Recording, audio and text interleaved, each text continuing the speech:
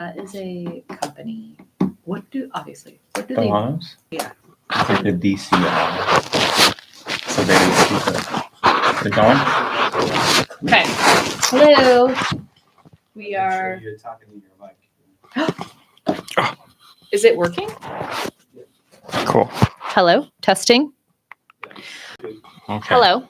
I'm Kaylee. This is Sam. Yep. We're with Pulling Shots, and we're gonna recap Coffee Fest Orlando 2025. It was just this past weekend. Yeah. It was fun. It was great. Good. Man, to start off, Fallout. Florida is like where it's at for coffee. It really is. I was so surprised. It was crazy. I honestly, I've only been to a few Coffee Fest and SCA. Mm-hmm. You've been to more. What is your opinion? Yeah, there's never been any just cultural, I guess, presence. Like even like in Seattle, it's just like, oh, that's where Starbucks is from. Mhm. You go to the roastery reserve and you watch them roast with all the other people, Mhm. and then there's like people from all over the world there, but like no real presence from the community. Sure. And it might be a little like it might be an uphill battle in like Portland and Seattle. Yeah. Because there's so much, but Florida, they're like, no, this is going to be our thing. Yeah, there's a whole company, Florida Coffee Culture. Yeah. A whole company that is dedicated to building the culture of coffee in Florida. And they do throwdowns, which is latte art competitions. Mm-hmm. And other competitions. Yeah, weekly. While we were there, they did an obstacle course. Yeah.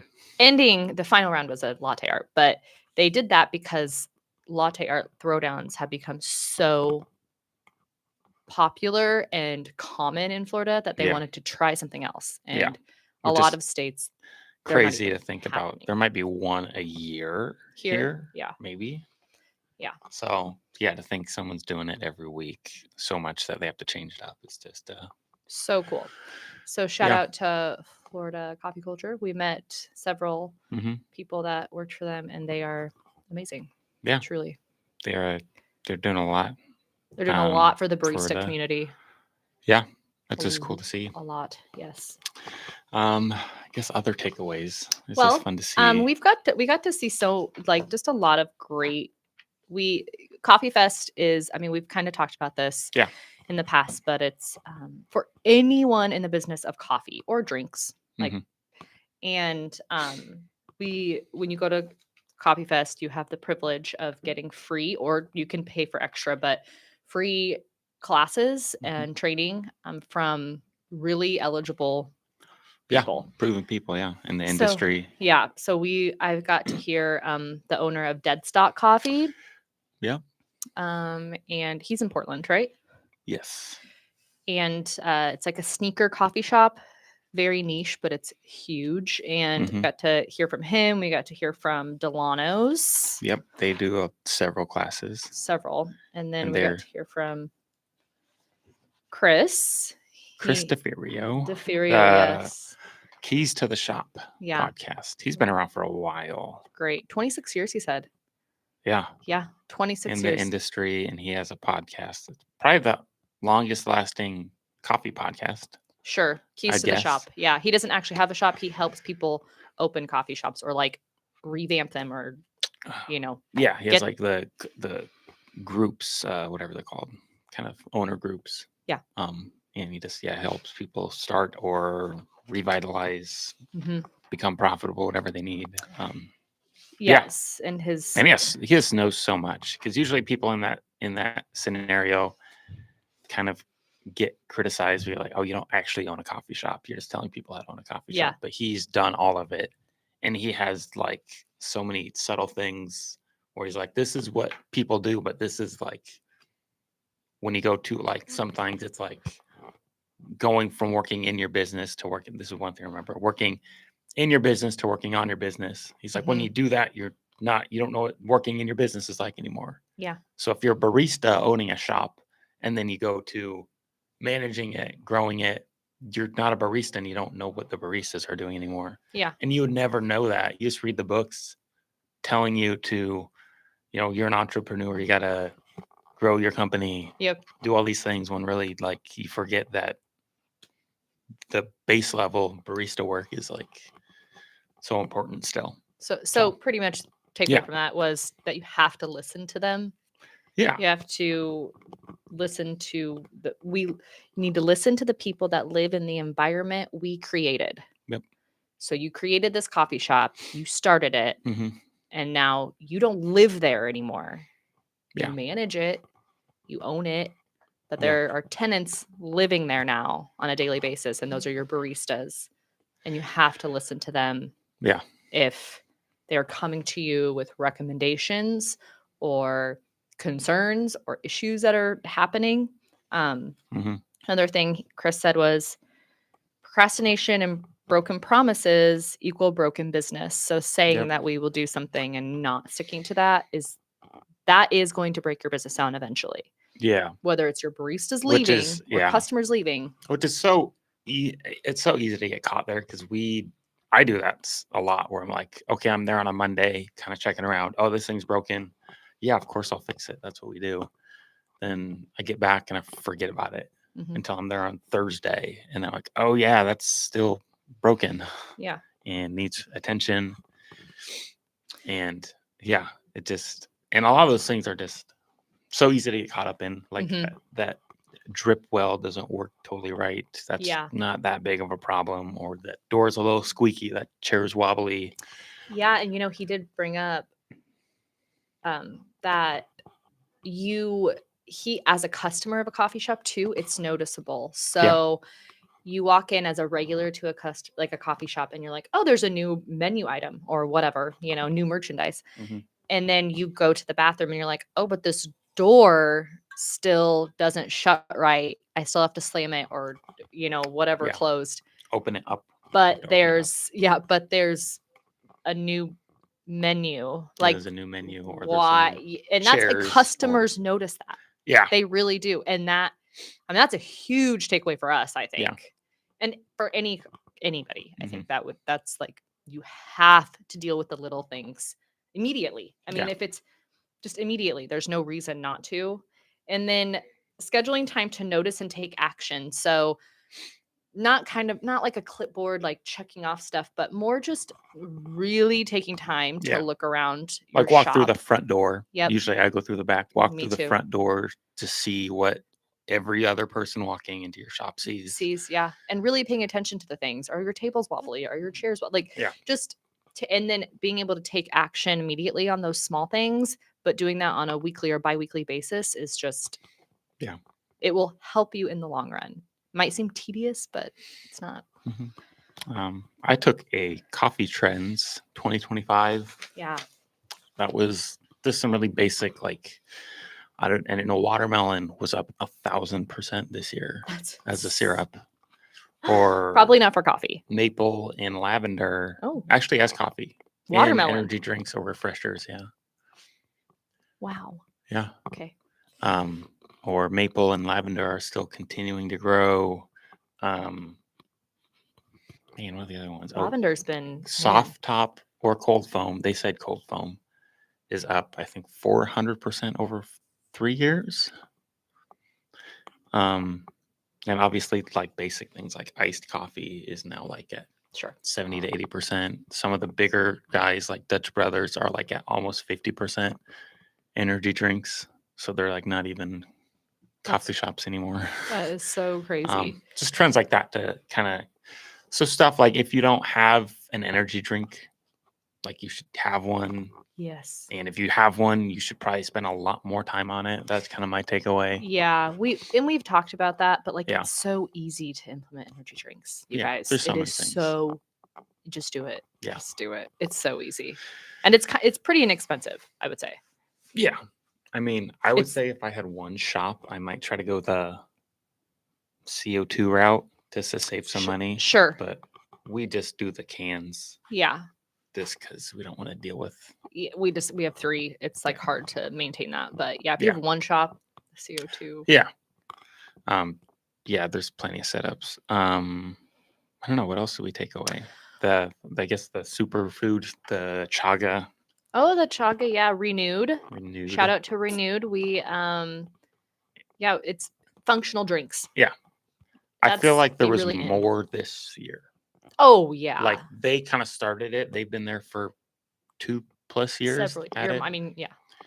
But this, yeah, there were like probably 3 or 4 or 5 different stands having some sort of functional coffee Yeah. additive, like a syrup or the cascara, the cherry off a coffee bean. Sure, yeah, That's yeah. becoming, It's becoming a soda now. yeah, They make it into a pop. What company was that? I can't remember. I can't remember either. But yeah, they use the cherry from that's around the coffee bean, which usually isn't used. There's not a lot of things to use that for, really. No, So they use the cherry and they use that and to make soda, which is like Yeah. so interesting. I thought Uh-huh. that was the first time I've heard about it or had it. Yeah. So there's a lot more functional drinks. So I think people will go to coffee shops. That offer that. Yeah, to offer that. I think people go out of their way for that. And it's just becoming, I mean, it's not expected by any means, but No. it could be at one point. Like, Yeah. if you don't have that, people just won't. Like, I don't know. It's just a way to make your kind of like protein is becoming a big thing because it's just, Well, you need more protein in your diet. Yeah, the Renewed products though, Yeah. they do have they Yeah. on their bag they talk about the protein in it. Yeah. One of them has a lot of protein. So, and they are good. Yeah. Like they're good. Yeah. I've had them, and in their matcha they actually use ceremonial matcha. Yeah. Which is crazy to Yeah. think that it's like has all these benefits. And look them up, Renewed, Renude, like re and then nude. The matcha was so good. It was, and it's sweetened with monk fruit, correct? I think so, yeah. So there's just no artificial sweetener or even sugar. So that anyways, I'll stop going off about them, but that is what we're using now for functional drinks. We haven't implemented them yet because this has been 3 days. So yeah, we're excited for that. Yeah. Get that out. I don't know. What else was there? I mean, just this is kind of, we've already talked about this in the past too, and this is not new to Coffee Fest or anyone, but pay what you can, not what you can get away with. That's really important to build barista culture and just long-standing baristas. Yeah. It's expensive to train and then lose a barista. Yeah. And then have to do it all over again. So pay what you can. And then don't hire someone. Don't make a position for a person. So yeah, just hire for the position. Yeah. We have a lot of people that apply and then call in, they're persistent, but their application is just not what we need. And it's okay to tell those persistent people no. Yeah. And even, or if it's like your friend, like, oh, I really need a job, or your best barista's friend needs a job, or their sister. And sometimes like it's okay just to say no. If you look at their resume, you look at their application. Yeah. It's okay. It's okay to say no. Do not feel pressured into hiring someone because of who they like, the person, like make sure they are a fit for the position. Yeah. And they fit with your culture, your brand that you have. Yeah. I feel like that's kind of going full circle because it kind of was there and then it went to hire for your culture fit. So it doesn't matter about their experience, it's about the culture. But then that doesn't work. You gotta find both of them that works because that's kind of, I think, like as a just the whole country kind of shifted their mindset to, okay, well, you don't want to hire someone just based on their experience because then your culture is just messed up and you can't control it. So he's hiring culture, but then like you can have both. You can have someone culturally fit, but also like comes with experience and they'll be good at their job. Yeah. So I think that's a big takeaway for me because I've hired solely based on both before, and I've had them both not work out. So I think being reminded that you need both and that it's okay to expect both. Yes. It's out there. Yeah. Take your time hiring. I Oh, yeah. know that sounds crazy because you're like, I need someone next week, but Yeah. that is huge. And we Mhm. need to hire some people, but we are taking our time because Mhm. that's what you have to do. And just pay more for more work. If you expect certain baristas to do more, then you have to pay them more. I mean, if you're not promoting them. Yeah. And we do that. Like we Yeah. do not just give raises when we give promotions. Mhm. Can't do that. Anything else? No, I got a few things on this. Coffee Fest related? Not Coffee Fest. Okay.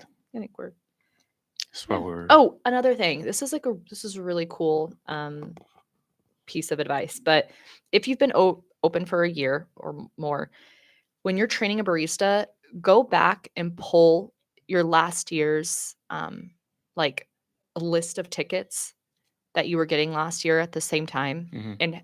and train them with those. It's a good time. Because especially like if you're just like making up random drinks that you like if you go back a year Mhm. and pull a bunch of tickets and have a new barista make these, it just keeps them kind of relevant to what they are in right now, like Yeah. in that situation. And I just thought that was a Yeah. very easy like tip. Yeah, because like right now, maybe a month ago, it would have been all more ice drinks, but Yeah. like we're getting into Right now it's like hot pumpkin things Yeah. like that. And so Yeah. give them the relevant training that is like happening right now, because then they're going to be trained. So like when Yeah. the new thing comes, you don't have to retrain them. It's just they're already going to know. But Yeah. So that was just a very quick. Especially in smaller shops. That's I feel reality based training. That's what that's. Yeah. Yeah. I feel like that's a lot more relevant in small Mhm. shops, because then people are, a lot more. I think they're more likely, like at a Starbucks. I think you'll get someone drinking the same cold drink year round, Sure. or the same hot latte year round. Where if you're a smaller shop that might be newer, you're probably a lot more affected by the seasonality. Yes. And yes. And so- the specials, the seasonal specials and Yeah. things like that. And one more thing. I got a lot of good information. Have a barista favorites menu. Yeah.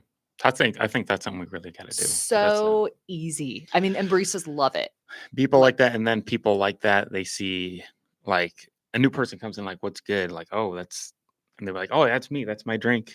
Yep. And that's what's good. Get And it. then like if they don't like that one, there's Yeah. 10 other ones. Like it's really fun. The baristas love it. And it's easy. I think what I think we're just do is just print it off, like colored sheet of paper. Like I don't need any. I think mean, a lot of them do it on chalkboards. Let them create it. Chalkboards, that's true. Let them do it. So I it's like fun for the baristas. Mhm. But and make That's sure actually a bad that idea. it's not like a drip coffee. Yeah. I think that's a way Take to get advantage of Yeah. upselling on Through the that. barista favorites menu. Yep. Just take advantage of that. Yeah. Yeah. Anything else? I don't think so. Okay. Cool. Well, thank you for joining the live, guys. Yeah. Bye. Bye. Goodbye.